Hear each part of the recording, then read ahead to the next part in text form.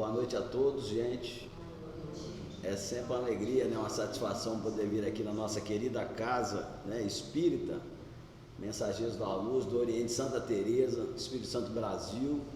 Para quem não me conhece ainda melhor, me chamo José Mário, né, e espero que estejam todos confortáveis aí, encarnados e desencarnados.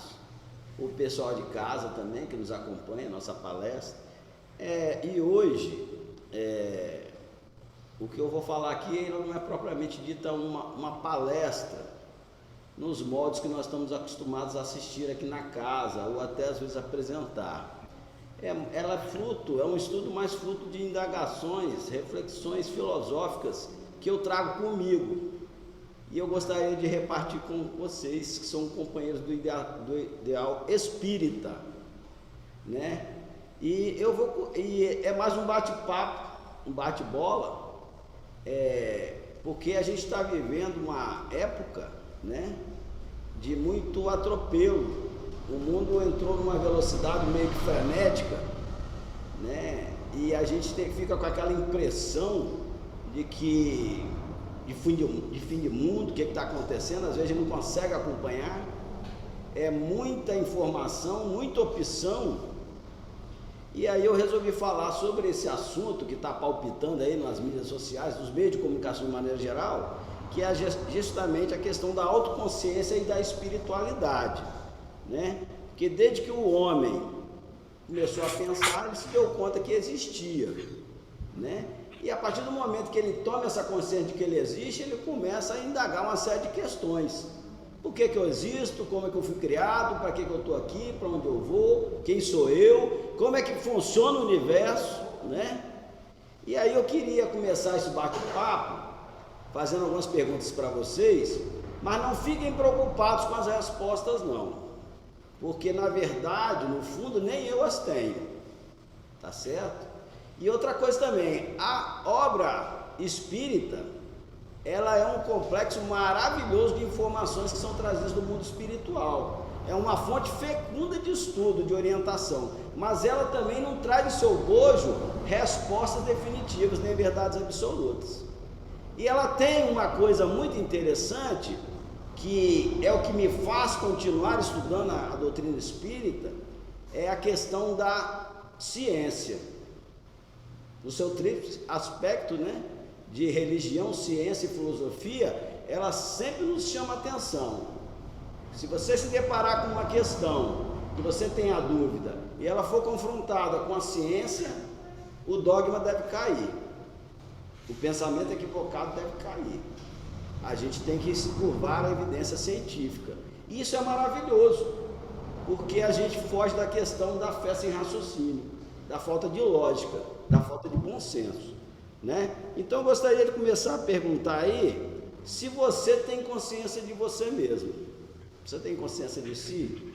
Você para pensar nisso? Quem sou eu? O que eu estou fazendo aqui, né? Você conhece o seu psique? Como é que ele funciona? Como é que você tem lidado com a questão das emoções, das suas pulsões, dos seus pendores, dos seus amores, dos seus erros, das suas dificuldades? Você controla suas emoções ou geralmente você é controlado por elas? Você é controlador?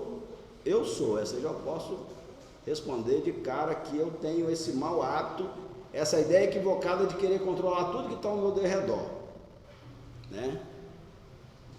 Você já percebeu que o mundo mudou? Que o mundo não é mais o mundo de 10 anos atrás, de 20 anos atrás, de 30 anos atrás? Você é resiliente às mudanças? Você tem dificuldade de se adaptar ao novo? Essa mudança toda, essa loucura que está aí, te apavora?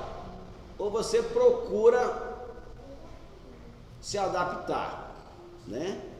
O que você pretende? Por que você vem na casa espírita? O que você está fazendo aqui? Você vive para quê? Você vive só para pagar a conta? Só pagar boleto, crescer e morrer? Né? Vamos conversar um pouquinho sobre isso? Inicialmente, eu gostaria de esclarecer que a questão da autoconsciência é a capacidade que o ser humano tem de enxergar a si mesmo, de tentar entender quem ele é e do que está ao seu redor, o seu ambiente. E a coisa não para por aí, que é um desafio maior. É a tentativa também dele entender como que o ambiente o recebe, como a gente é visto pelo ambiente.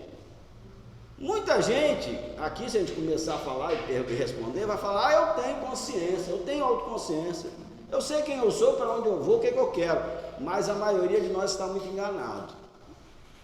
Nós temos muito pouco de estudo nessa questão aí, nesse aprofundamento. E quando a gente vai fazer uma pesquisa, pode ser até mesmo em casa, geralmente a gente cai do cavalo. Geralmente nós não somos aquela estrela de primeira grandeza que a gente começa a se colocar num pedestal, né? A gente tem aquela impressão que o mundo gira em torno da gente, né? Quem é pai principalmente, né? Eu sou o pai, eu sou o chefe da casa, coitado, sabe de nada, né? Eu que dou a última palavra, né? Mas quando ele começa no local de trabalho, né? Às vezes ele é o chefe, mas ele é um chefe odiado. Às vezes as pessoas fazem as coisas por obrigação, né? Então é muito importante que a gente comece a pensar nessas coisas, né? E por que eu trouxe esse tema para a gente refletir aqui na Casa Espírita? A gente tem ouvido falar muito nas palestras, né, nos canais espíritas, nos grupos de estudo, sobre a questão da transição planetária. Que nós ingressamos numa nova era, nós estamos aí às portas de uma nova era, que tudo está mudando. E aí o que acontece? A gente percebe também uma angústia, uma preocupação do povo espírita com essa modificação. Primeiro ele queria tanto, né? A gente quer tanto a evolução do planeta, né? E essa evolução se daria, né, com essa progressão do mundo, do planeta Terra, de um mundo de provas e expiações para um mundo melhor, de regeneração. Mas agora que parece que a coisa está meio que acontecendo, a gente se apavora, a perna treme, a gente amarela. Por quê? É porque nós temos medo da mudança. Nós, por instinto, de milênios e milênios de anos, nós somos acostumados à zona de conforto. Nós nos abrigávamos nas cavernas. Nós conquistávamos uma coisa e protegia. Só que essa época mudou. Nós realmente estamos ingressando numa nova era, numa nova forma de viver e estar no mundo, muito veloz. Isso começou lá atrás com a questão da industrialização, depois passou pela secularização, agora com a globalização, e agora chegou um ponto que não tem como voltar mais. E o que tem mais apavorado as pessoas, que é a questão do progresso tecnológico, principalmente digital. Essa questão mudou o mundo. Mudou no campo social, no campo do emprego, nas relações humanas, nas relações de trabalho, na forma de ensinar. E quem não consegue se adaptar a esse novo mundo, ele tende a ficar de lado, ele perde o bonde da história. Eu vou dar para vocês um exemplo que aconteceu comigo na minha área profissional. Os advogados que não se adaptaram a esse novo formato do processo eletrônico, do PJE, dessas mídias sociais, não estão conseguindo trabalhar. Eles não estão conseguindo operar. A grande maioria se aposentou ou mudou de atividade. Eu, graças a Deus, é questão de sorte. Eu tenho sorte que minha esposa mexe nessa área um pouco. O meu filho já nasceu dentro dessa área de atuação digital. O meu irmão, porque no meu primeiro momento eu fiquei apavorado. Eu falei, menos um advogado na praça, estou morto. Corri atrás e hoje, graças a Deus, aos trancos e barrancos, eu estou conseguindo operar. Essa sorte de coisas, a família mudou. A família não é mais a família que nós tínhamos de conceito. Família não é mais só constituída de homem, de mulher e de filho. Existe aí combinações familiares de todas as formas, tá certo? O trabalho mudou. Tem gente trabalhando em casa, de remoto, gente trabalhando só no celular, na palma da mão. A informação, essa nova forma de avanço da inteligência humana permite que você no sofá da sua casa converse com um parente no Japão, visite um museu em Roma, por dentro, olhe as obras de arte que tem lá, sem precisar pegar um avião. E isso tudo nos assusta, né? E aí a gente começa a ficar com aquela sensação, aquela angústia coletiva de fim de mundo. O mundo está acabando realmente, mas esse formato de mundo que nós aprendemos, o mundo vai continuar aí, tá certo? O mundo está acabando para uma determinada geração que está se despedindo da Terra, em especial os baby boomers, aquele pessoal que nasceu ali na fase até 60, antes da Primeira Guerra Mundial, no qual eu me incluo. Nós estamos nos despedindo, gente. Não tem para onde correr, nem se revoltar. Faz parte do processo evolutivo e projeto reencarnatório. Então, por exemplo, a família da minha mãe, quem não pegou a senha ainda já está na fila. Começou a chegar a parte do meu irmão. Então eu tenho conversado com isso. Nós temos que estar nos preparados para o desencarne. E aí a gente constata uma coisa: nós temos medo da morte. A morte é uma das coisas que mais nos apavora, inclusive os espíritas. Inclusive eu, pensei que não tinha. Quando chegou o negócio da pandemia em 2019, rapaz, eu falei, dessa eu não escapo não, já escapei de tanta coisa na vida. Já fui policial, já fui bombeiro, já quase fui afogado 3 vezes. Falei, dessa vez ela não me poupa. E amarelei, fiquei com um pouco de receio sim.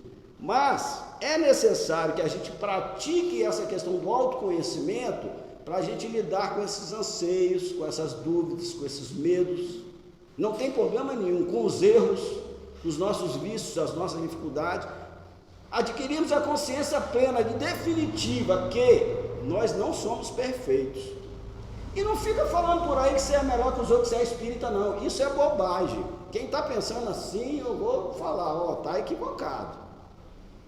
Nós somos tão devedores ou mais do que todos os outros que estão aí, tá certo? Mas isso também não é motivo para desespero.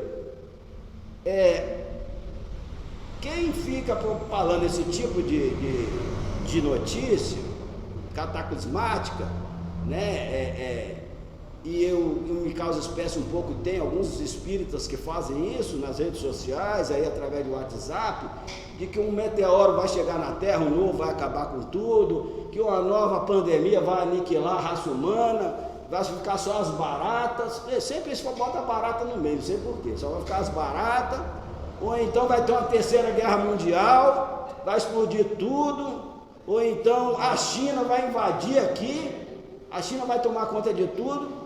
As pessoas falam isso para mim, eu fico brincando, realmente eu estou preocupado, porque eu cheguei em Fundão e vi um chinês vendendo pastel, eu cheguei ali em cima, tinha outro consertando pneu, então realmente nós estamos cercados. E nós ficamos repetindo essas bobagens, essas besteiras, que o Brasil vai virar Argentina, que nós vamos passar fome, vamos comer cachorro, que nós... Gente, eu sinto decepcionar quem está falando isso. Não existe qualquer indício que o mundo vai acabar, científico. Muito pelo contrário, tá? Aí está sendo anunciado aí, super safra, produção de super safra. Eu tenho conversado com algumas pessoas da indústria, cada vez chega contêiner com milhares de produtos dentro, produção. A sociedade humana nunca produziu tanta riqueza na história da humanidade. Está mal distribuída? Está. Mas tem riqueza, tem recurso.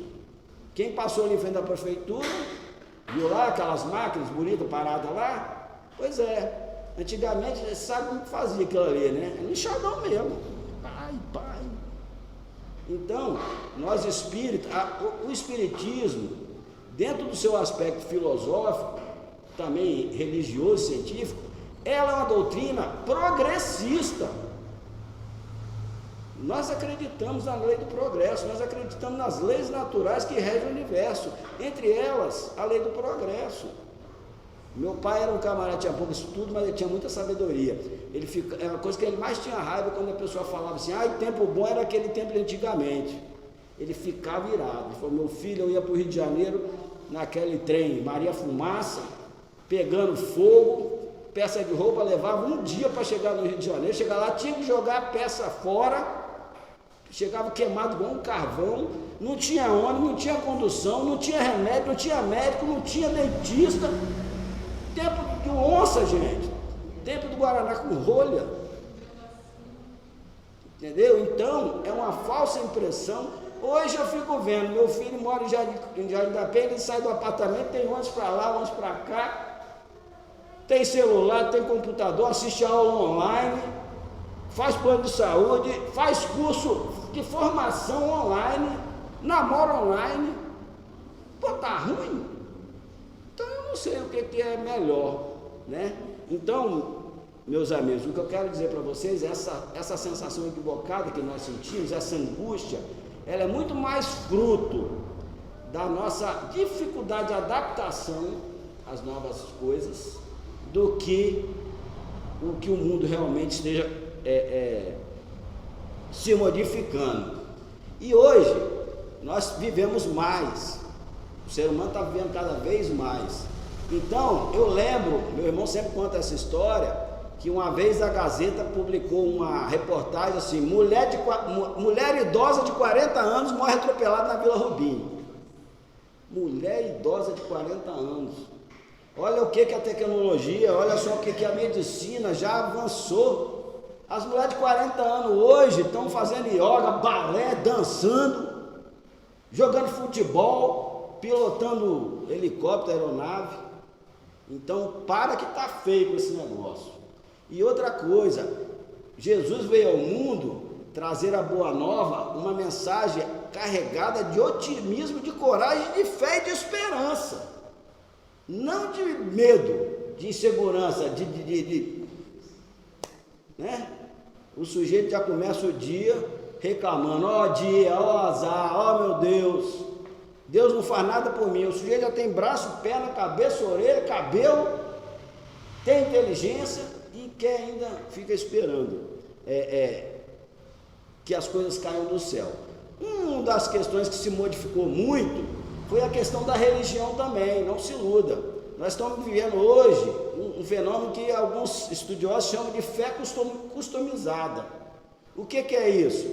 Nós substituímos aquela ideia do Deus perverso, do Deus vingativo, do Deus iracundo, daquela história de céu e inferno, que quem não andar naqueles ditames ali da religião oficial vai para um local onde vai ficar sendo espetado o dia todo no fogo por um sujeito chifrudo de rabo.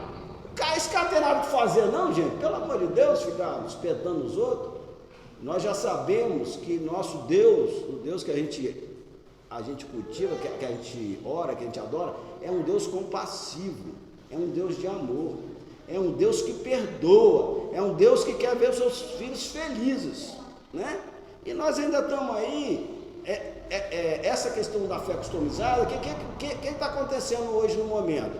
Tem gente que é espírita, mas acompanha o budismo. Tem gente que é católico, mas de vez em quando vai lá no terreiro. O sujeito vai se secando de tudo quanto é lado, né? Claro, né? A minha sogra era assim, uma vela para Santo Antônio, mas de vez em quando é lá no centro. Isso não tem problema nenhum, gente.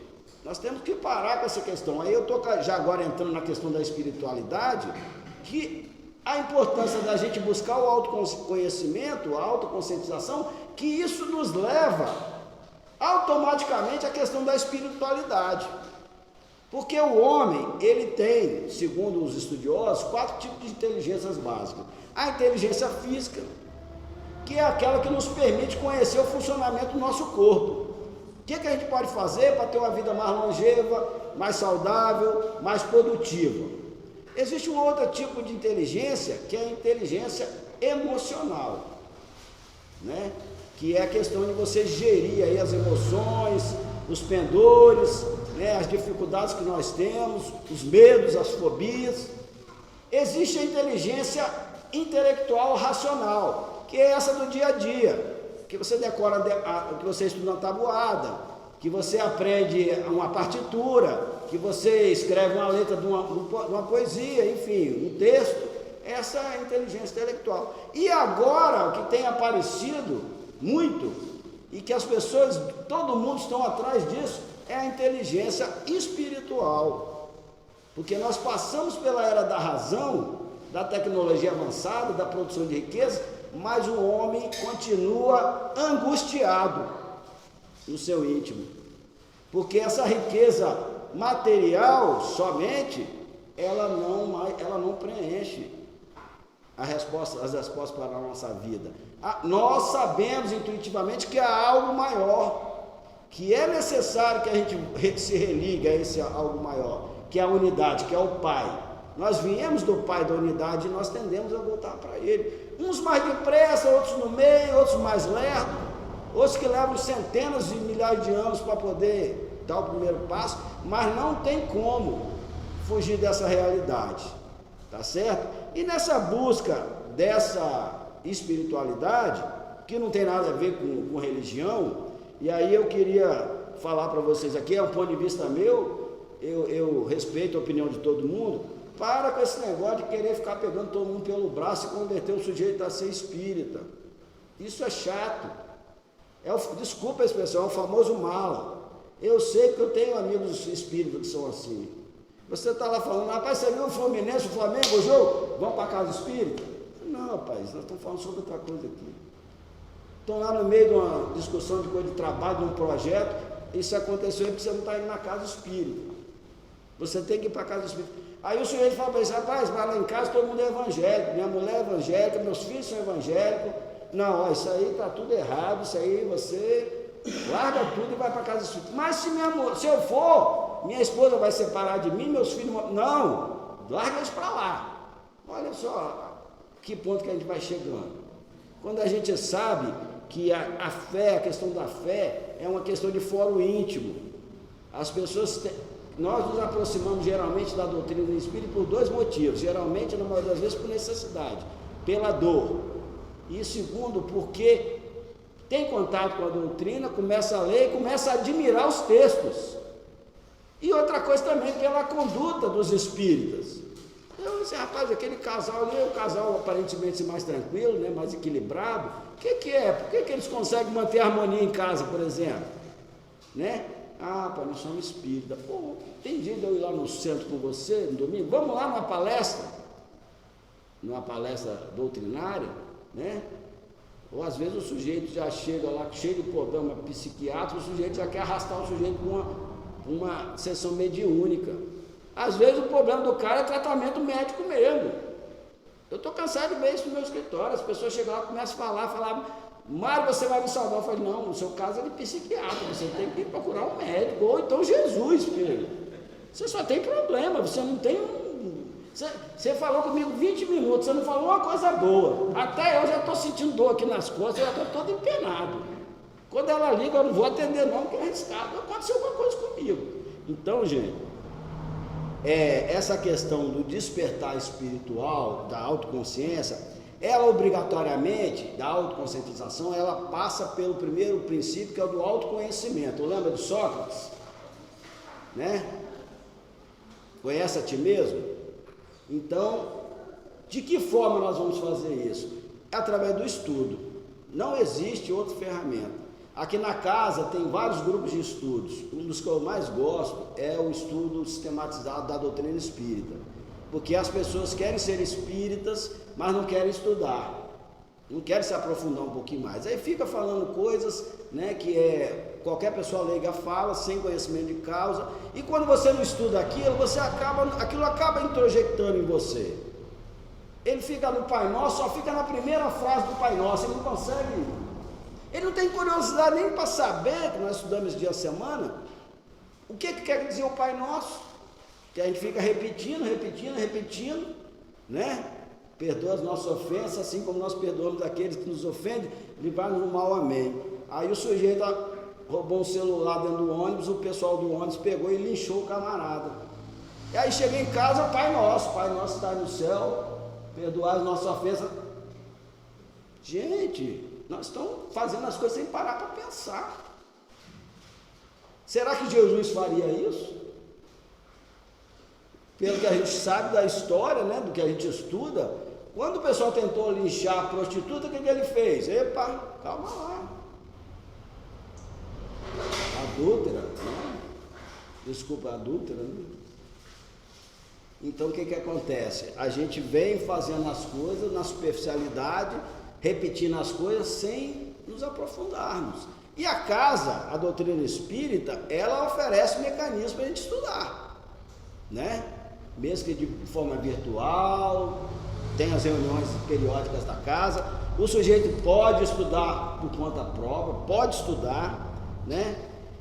E uma vez, se a gente conseguir estabelecer esse equilíbrio dessas inteligências, né? Inteligência física, intelectual, emocional, espiritual, como manter essa harmonia? É outro desafio, né? Porque conquistar não é difícil não. Conquistar você conquista. Difícil às vezes é manter as coisas que você conquistou, né? E aí, agora sim, nos socorrendo na doutrina espírita, a doutrina espírita, como eu falei, ela não traz o seu bojo respostas definitivas nem sentenças irrecorríveis, mas ela traz caminhos, ela te aponta caminhos seguros, né? Lembra de Jesus? Eu sou o caminho, a verdade e a vida. Então, quando você se predispõe a estudar o Evangelho, com o coração aberto, com a mente aberta, com vontade de aprender, de entender o que Jesus quis dizer, dentro do contexto daquela época, isso é maravilhoso, porque essas coisas vão internalizando você e você vai conseguindo colocar isso em prática. O Evangelho no lar, olha que beleza! Nós mais de 40 anos, né, que acho que ele faz o Evangelho no lar, e hoje a gente percebe, 30 anos, 35 anos, a gente percebe que há uma proteção espiritual em volta, há uma energia, que essa energia é capaz de curar, e essa cura começa dentro de casa, quando você deixa de gritar muito alto com o seu filho, quando você não bate no seu filho, quando você tem paciência com a sua esposa, quando você começa a se colocar no lugar do vizinho.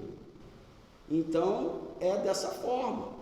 E, principalmente, com a questão que ainda nos aponta de caminho seguro, que é a questão do auto-perdão e do amor, do perdão das ofensas. Por que é o desafio da autoconsciência? Se nós não aprendemos a nos perdoar, não entendermos que nós somos seres imperfeitos, falíveis e que nós estamos errando toda hora e nos aceitarmos assim mesmo e saber no fundo que Jesus nos ama mesmo assim, como é que nós vamos perdoar as pessoas que convivem com a gente? Como eu vou perdoar o meu filho, que eu queria que ele fosse advogado, ele virou músico? Essa semana eu tive com meu irmão mais velho, minha filha vai casar com um rapaz que eu não gostei, eu estou pensando em parar de falar com ela. Eu falei, você que vai casar com ele? Falei, o noivo é dela, rapaz, presta atenção. Mas ele ainda não está formado. Você casou, você não tinha nem a passagem do ônibus, rapaz. E eu acho que vai dar errado. Olha só o pensamento negativo. Rapaz, toma vergonha, ora pela sua filha e faça seu papel de pai. Vai lá no Magazine Luiza, geladeira, fogão, né? É o papel de pai, é isso aí, é pagar boleto e ficar feliz com isso. Amar os boletos que a gente paga, né?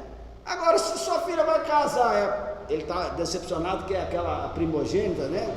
A gente idealiza muito as coisas dos outros, só que a gente esquece de combinar, né, com a pessoa. Se apaixonou por um rapaz lá que não tinha nada a ver com... Rapaz, você não tem como controlar o querer dos outros, né? Como é que você vai controlar esse tipo de coisa? Seja pai, né?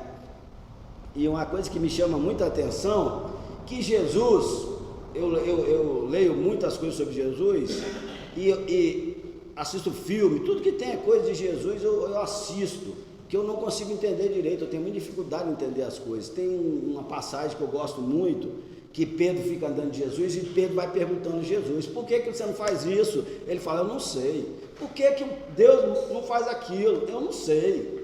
Por que nós temos que passar por isso se você é filho de Deus? Eu não sei. Aí ele pede a paciência, né? Ô Pedro, vem cá, você quer vir comigo ou não quer? Eu não quero saber se Deus está certo ou está errado, eu não fico questionando ele. Ele manda eu fazer, eu acredito no desígnio divino e sigo o Pai, porque com certeza ele sabe melhor que a gente, né? Então, Pedro era meio vacilante, né? Teimoso. Eu acho muito interessante essa questão aí. E Jesus também, quando ele entrava em contato com as pessoas, com os apóstolos, ele não falava em religião. Jesus nunca falou em religião. Ele ensinava conduta moral, comportamento. Perdoar, amar, não ofender, não caluniar, dar a segunda chance às pessoas. Ele não fazia acepção de pessoa, não fazia acepção de raça, de cor, de origem. Então Jesus veio à Terra e ele trouxe um código de moral fantástico. E ele conseguiu condensar todas as leis e todos os mandamentos em uma frase. Olha a capacidade desse Espírito. Amar a Deus sobre todas as coisas e o próximo como a ti mesmo. Nós não conseguimos nem fazer a primeira ainda, porque nós nunca aprendemos a amar a Deus ainda, de amar de coração, de gratidão. Nós ficamos negociando com Deus. Se minha filha passar no vestibular, eu vou andando daqui no convento da Penha. Não. Eu participo de vários grupos de filosofia aí, de literatura, um monte de coisa, e eu fico vendo os caras discutir, daí perdendo tempo, ateu com religioso. Deus existe, Deus não existe, Deus existe. Fica o ano todo nessa conversa. Esse dia chegou um camarada lá, e o cara que é o coordenador, ele é ateu, né? O cara falou: rapaz, Deus não está preocupado se o sujeito é ateu. Para Deus isso é indiferente. Deus está preocupado com a conduta do sujeito, né? O que você fez? Quando Jesus encontrou com Paulo, e Paulo não era fogo que se cheire, né?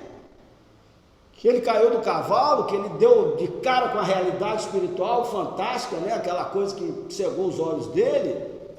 E Jesus, em momento algum, falou assim: Paulo, o que você fez semana passada? Você bateu alguém? Você xingou alguém? Você perseguiu cristão? Eu preciso de você. E aí ele já: o que queres de mim? Entra na cidade. Também não falou o que era não, e ele se pôs no caminho. Então, gente, é necessário que a gente se autoconscientize, que a gente estude, que a gente pratique essas virtudes do alto amor, da compreensão, do perdão, que nós paremos em propalar essas energias negativas. Uma coisa que eu gosto sempre quando eu venho aqui, sempre quando eu vejo a Maria Luz falar, que ela nos adverte com sabedoria: vigie seus pensamentos, suas palavras, suas ações. Não adianta a gente professar um credo, seja ele que for, e fazer diferente, né? Por exemplo, nós em 2019, o mundo passou por uma experiência fantástica, que foi a questão da pandemia, a polaridade, o pessoal quase se matou nos grupos. Então hoje, quem já fez uma leitura disso aí, os nossos grupos que se mantiveram, nós, por favor, não falar de política no grupo. Esse grupo é de quê? Esse grupo é de futebol? Vamos falar de futebol. Pelé, Garrincha, o cara pega no pau, não mistura as coisas, né? Nós tivemos família que pararam de falar porque um votou num candidato, outro votou no outro. Onde é que eles tiraram esse ensinamento? Da onde? Do ensinamento de Jesus, que até hoje eu não vi, né? E graças a Deus, pela evolução social também, da inteligência humana, o Estado brasileiro, ele é laico. Tem gente que não sabe o que é isso. É laico por quê? Porque a religião católica, que era a religião oficial do Estado e ficou muito tempo sendo a religião do Estado, ela não é mais. Por quê? Porque as pessoas adquiriram o direito de professar a religião, o credo que ela melhor lhe aprouver. E às vezes as pessoas chegam e falam para mim: eu sou ateu, assim como se fosse uma afronta, achando que vai me ofender. Eu falo: rapaz, que legal, bicho, porra, bonitinho, como é que é isso? Deve ser legal ser isso, né? Eu sou espírita. Isso é coisa de maluco. Pô, mas você não é um maluco muito diferente de mim, não, porque você não acredita em nada. Você acredita só que seu pai e sua mãe se encontraram aí ao acaso, deram a namorada e você apareceu aí, bonitão aí, desse jeito. Mas a gente não deixa de ser amigo por causa disso não, né? Ele trata bem a minha família, eu trato bem a família dele, com respeito, porque uma das coisas que nós devemos preservar no nosso segmento espírita é o respeito pela posição, opinião, comportamento e religião dos outros. Isso é um ato de fé cristã, né? Não falarmos sem conhecimento, não criticarmos a religião do outro sem conhecimento. Esses dias eu fiquei curioso, fiz um estudo aí sobre as religiões de matriz africana. Eu não sabia que tinha diferença entre candomblé, entre umbanda, e tem. Foi muito legal, o cara deu uma aula sobre o tipo dos panteões, dos deuses. Tem muita coisa, e isso eu vi no livro de Urântia, que Ireneu que me indicou, a parte do livro de Urântia que fala sobre os ensinamentos de Jesus, Jesus conhecia todas as religiões, fundamento. E ele tem uma parte desse livro que ele faz uma explicação sucinta de cada religião dessa, e uma coisa curiosa, existe muita coisa em comum nas religiões. Crença numa vida futura, crença num Deus único, muitas acreditam em reencarnação, alguns acreditam que o homem poderia reencarnar em animal, outros não, ou, né, em outro, não como a gente imagina, e não tem problema nenhum isso, né? Isso não é pecado, nem ninguém vai deixar de evoluir espiritualmente por causa desse tipo de coisa, não. Bom, eu queria dizer também, se alguém quiser falar alguma coisa aí, viu, Juliana, quiser fazer alguma intercessão, fique à vontade. Falando ainda de conscientização, aproveitar o momento que hoje é Dia dos Pais. Eu não gosto muito do Dia dos Pais, porque o Dia dos Pais é um dia que me emociona muito, né? Bom, mas nós temos que adquirir a autoconsciência de sermos pais. E hoje a casa tem uma reunião doutrinária, domingo às 10 horas, dos pais. Porque o mundo mudou, as crianças mudaram, e nós temos que aprender as ferramentas para lidar com essa nova geração. Esse dia lá em casa, tentando ensinar matemática para a Roberta, falei: Roberta, você tem que decorar a tabuada, que eu fui obrigado a decorar. Aí ela falou assim: mas papai, para que decorar? Se eu aperto um botãozinho aparece o resultado. Está mais avançada do que eu. Está mais avançada do que eu. Para que eu vou ficar perdendo tempo com um negócio se eu já tenho ali o resultado, né? E a gente passou anos e anos com esse tipo de educação, né, forçada, que eu tinha que saber a capital do país, lá não sei da onde, um Bazequistão que eu nunca fui, nem vou, nem sei para que serve, onde está, né? E hoje a pessoa abre aqui na palma da mão, ela tem... Mário Augusto, meu filho de 24 anos, ele tem mais informação na palma da mão do que Alexandre o Grande, um dos homens mais poderosos do mundo. Teve a maior biblioteca da Alexandria, ele tinha doutrina de tudo quanto é lugar do mundo. Nossos filhos hoje, eles têm mais informação no celular do que esse pessoal. Lembra da Barça, né? Quem é da Barça aí lembra, né? Que dificuldade de fazer um trabalho na Barça. Quando você terminava, aquela edição já estava ultrapassada. Então eu estou falando isso para vocês porque a doutrina espírita, ela não é melhor do que nenhuma outra religião. Eu acho que ela é diferente. E é isso que me encanta e atrai nela. Porque ela nos convida permanentemente a revivermos o Evangelho de Jesus. Por isso que ela é chamada de Evangelho Redivivo.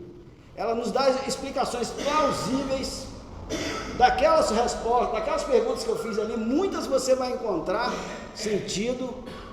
Por que nós sofremos? Por que existe a dor? Por que um nasce sem perna, outro nasce rico, um nasce bonito, outro nasce feio igual eu, mas eu pelo menos tenho coragem de enfrentar a minha feiura. E às vezes as mulheres bonitas gostam dos feios, olha que beleza.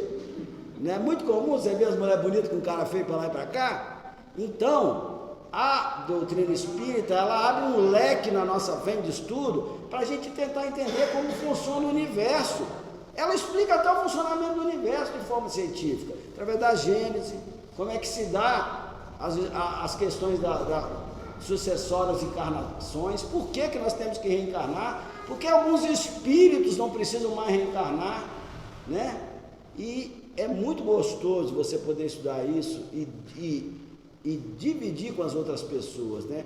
Porque a mensagem do Cristo, ela é carregada de mensagem de esperança. O sujeito pode... Eu vou em cadeia, gente. Agora, graças a Deus, não vou muito mais, mas eu fui muito em cadeia. Às vezes, a única coisa que a gente tinha para falar com o preso, ficava 30 anos condenado. Rapaz, eu vou trazer um livrinho do Evangelho de Jesus para você. O sujeito começava a ler, começava a ouvir. Quando você ia lá na segunda, terceira vez, o sujeito já estava transformado, ele já estava mais ou menos se conscientizando, tomando pé das coisas, né? De que existe injustiça no mundo, mas não há nenhum injustiçado, e que nós temos que parar de terceirizar as coisas. A minha esposa não é responsável pela minha felicidade, eu não sou responsável pela felicidade dos meus filhos, eu não tenho como carregar a carga do outro. Eu posso ajudar a amenizar. Nós podemos nos reunir aqui, e a Casa Espírita faz muito isso, para socorrer alguém que está passando por uma prova, uma tribulação. Mas tem compromisso que é do Espírito. Se ele fugir, às vezes o Espírito não aguenta a prova, ele pede no planejamento reencarnatório dele: eu vou enfrentar isso aí. Chega aqui, ele treme, amarela e se suicida. Ele vai ter que repetir a lição, não tem jeito. Esse dia eu estava falando com a Roberta. Falei: Roberta, nós botamos você na escola, nós pagamos seu material, a gente conversa, ajuda você a estudar, mas a hora da prova é você e a prova. Eu não tenho como estar com você lá. Não tem. A prova é individual. Não tem como você transferir, né? Então, eu queria trazer essas reflexões para vocês. Eu não sei como é que está o nosso horário aí. E renovar, né? A minha alegria de poder sempre retornar aqui. E às vezes nós estamos passando por momentos de dificuldade, porque as atividades da casa, às vezes elas estão espalhadas, né? O pessoal às vezes vem à noite, outros vêm pela manhã, mas o grupo das crianças está bombando, tá certo? E não se iludam com isso não, que a espiritualidade ela não para de trabalhar um minuto sequer. Se nós fraquejarmos, alguém entrará no nosso lugar para fazer esse trabalho, né? Então, não ficamos imaginando não que se eu morrer, a Casa Espírita vai parar. Não, isso é ilusão. Sempre terá aí outros obreiros aí à disposição. Juliana, fala alguma coisa.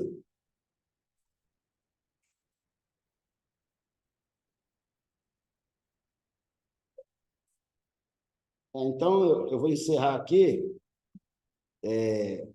homenageando a todos os pais presentes e também os que não puderam comparecer, os desencarnados todos, e o nosso Pai Maior, né? Jesus também, que é Pai de todo mundo. E eu mandei já para o grupo aí, eu escrevi um textinho aqui, que eu sempre lembro do meu pai nessa época, e eu já botei no grupo aí, mas gostaria de ler para vocês. Quem me dera dedicar a todos os pais, ser criança de novo, poder voltar no tempo da infância, falar palavras doces e francas, jogar bola na rua, brincar de pica e de ciranda. Quem me dera voltar a ser um menino traquina de outrora, jogar ferrinho, bola de gude, pular corda, pique-boy queimado. Quem me dera recuperar a brandura inocente, reencontrar a pureza dos sentimentos, flutuar na leveza da alma infantil e poder voltar a ser lúdico. Quem me dera reencontrar o meu pai pela última vez, dar-lhe um forte abraço e um beijo na face, sentar no banco da praça ou no alto do morro, do quadro, e ouvir as suas histórias originais engraçadas, que só ele sabia contar. Passar com ele só mais um dia dos pais, um longo e demorado dia com ele. Quem me dera. Quem tem pai vivo aí, gente, aproveita, tá? Que a gente não sabe quanto tempo ainda ele poderá estar conosco. É o que eu tinha para passar para vocês. E me desculpe se eu fugi um pouco do tema ou se eu me alonguei.